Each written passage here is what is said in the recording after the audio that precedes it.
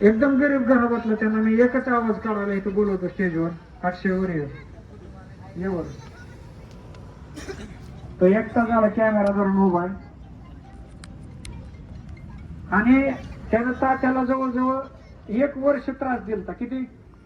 1 वर्ष त्रास दिलता. युट्यूब वर कमेंट टाकून टाकून मला घ्या की, मला घ्या की, मला घ्या की. परंतु ह्या मुलाची जिद्द संपली नव्हती.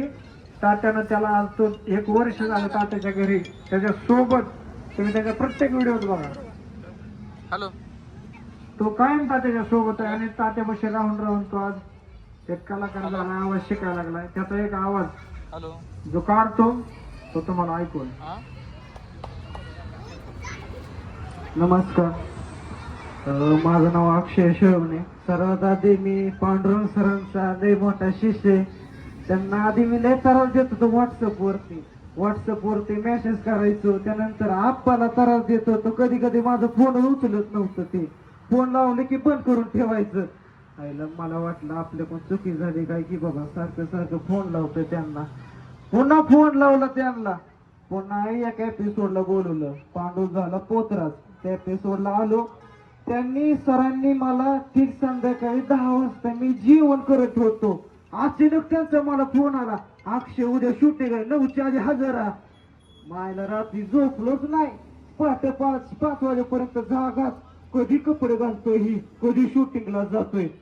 त्यानंतर आंघोळ वगैरे केली. 9च्या आतमध्ये तर जीवर मध्ये हजर झालो. लोकेशन कळाना. 3दा 4दा लोकेशन चुकलो. फिरून फिरून त्याच जागेवर येत होतो मी.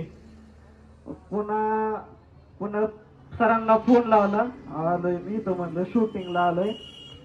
पुन्हा सरांनी मला बोलवलं. आलो. पहिलं शूट केलं.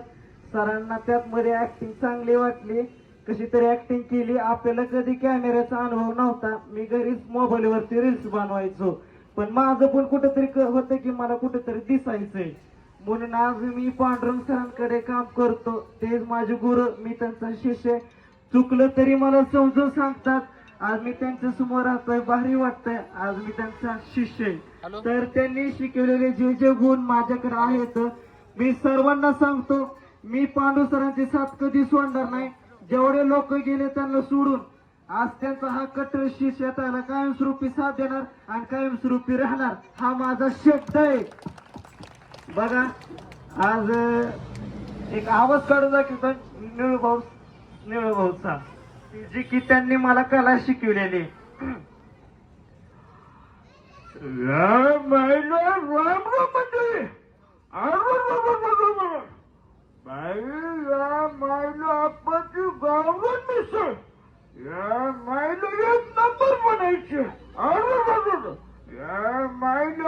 तुम्हाला माहिती का आमच्या वाड्यावर बाया नाही का म्हणजे सांगायचं होते बाया कामालाच म्हणायचं. यातानी आणू का तुम्हाला 2-3? अगं म्हणजे स्वयंपाकाला आपलं हॉटेल धुवायला म्हणजे स्वच्छ ठेवायला. अरे आता जेवायला आपल्याला टेन्शन आलं काय की बाबा. अरे चला कसा वाटला आवाज? मस्त, खूप छान. अक्षय अशीच तुझी प्रगती करत राहा, शिकत राहा, आनंद घेत राहा, कला शिकत राहा. खूप मोठा उभा. धन्यवाद सगळ्यांना.